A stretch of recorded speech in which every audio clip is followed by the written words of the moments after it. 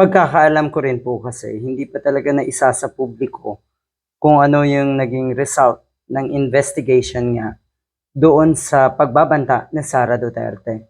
Minsan nakakagigil isipin na ngayon, hanggang ngayon, itinatanggihan ni Sara Duterte. At ang sinasabi pa niya, sila lang daw kung sino man yung sila, ang nag-iisip na merong assassin, na merong i-assassinate.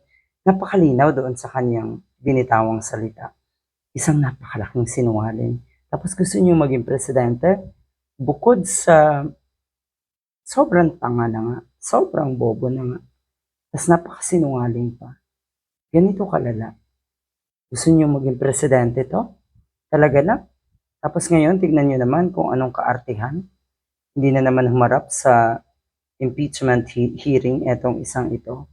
Dahil alam niya sa sarili niya na wala talaga siyang lusot. Kaya ang kanyang mga sinasabi ngayon, mas gugustuhin daw niya magtrabaho na lang. Wow! Anong sinasabi ng mga diehard? Na ang lala na daw ng kalagayan ng ating bansa. Pero impeachment pa rin daw ang inuuna na itong mga kongresista.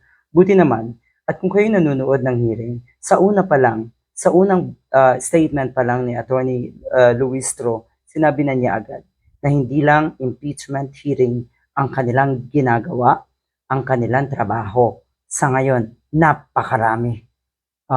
Dito tayo natutuwa kasi ilalabas na nga kung ano man yung kinahinatnan ng investigasyon ng NBI doon nga sa threat na itong sa Sara Duterte against PBBM, the First Lady at syempre nga kay former Speaker Romualdez. Yan. At marami pang ibang sasambulat talaga sa mga kababayan natin. Ano nga ulit? Ito daw ay mga phishing, something kung ano man. Kaya ganyan at ginagawa ng kamera.